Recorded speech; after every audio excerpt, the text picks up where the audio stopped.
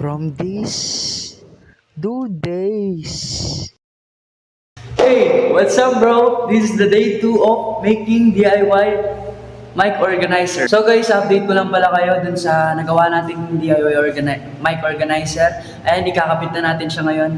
Actually, nakabit na siya guys kasi hindi ko na kayo nabalitaan na kinabit na natin siya kasi nahiya ako that kahapon namin siya nilagay kasama ko yung kuya ko, yung kasama ko sa church. Yung anak ng pastor namin, kinabit namin kahapon. Yun, binarenaan namin.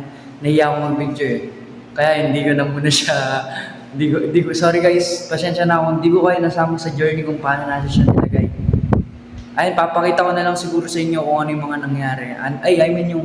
Kung paano yung pagkalagay namin. Kung ano yung itsura niya nung nakalagay na siya. Eto guys, yung media namin, sa mga hindi nakakalam, ganyan pa lang siya. Ayan, inaayos ko pa. Inalis ko lang to para mabidyo na maayos. Ayan guys, eto na siya ngayon, di ba? Nakita niyo naman nung nakaraan, di ba? Ginawa lang natin to. Pero yan, matibay yan guys, so hindi umalog yan. Matibay yan, binarena namin yan. Tapos eto, DIY lang namin to. Nung nabagsak kasi to, nakita namin na meron siyang yung upuan na yan. Kaya tinanggal namin, tapos nilagay namin siya para malagay ito. Ganda hindi siya gumagalaw. Tapos yan, eto guys yung gawa natin, no? Grabe, no? Sobrang ganda, no? Saktong-sakto siya guys. So, medyo madumi lang to kasi nahalika po kang kanina. Kaya hindi natin pa napanasan.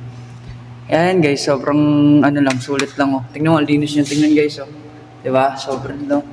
Yung mga nangyari guys, solid talaga yung, simpleng DIY lang, Ang dami mo palang magagawa. Kahit DIY lang, basta skills lang talaga. Lalo yung skills na yun kung gagamitin natin later, solid talaga. Tapos yan, iyahan ko rin pala kayo guys sa mga di nakakalam or nakakita nung nakaraan. Ito yung gawa natin noon. Ayan, di ba marami yan guys. Tapos nandito yung projector natin. Then yun kahapon, dapat sayang nga hindi ko na video eh. Ayan, nilagay namin dito yung projector. Di ba? Ang ganda na, no?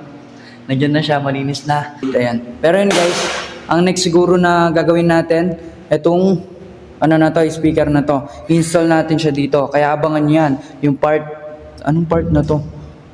Part 5, part 4, yata. Tapos ayan yung dalawang lalagay natin siya dito. Yan. Tapos ayusin natin yan guys. Abangan nyo pa yung magiging journey natin kung paano natin to aayusin. Kaya yun, let's go bro! Abangan nyo guys yung mga mangyayari dito na mga malulupit na sari-saring sari-saring mga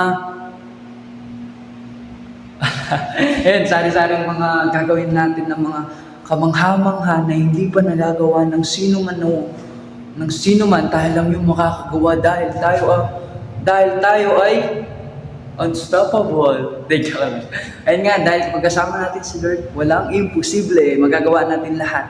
Papagandahin natin to. Tapos lahat ng mga magiging church member dito, magiging welcome sila, magiging komportable sila dito sa church nito. Kaya yun, guys, samahan nyo ako, supportahan nyo ako, let's go. But like yan guys, huwag nyo kalimutan ni-like yan. Ayoko na, pag di nyo ni-like yan, alis na ako dito. Aray ko po.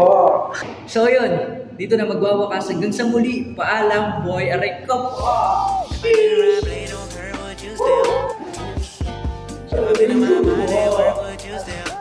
Sheesh! Paalam!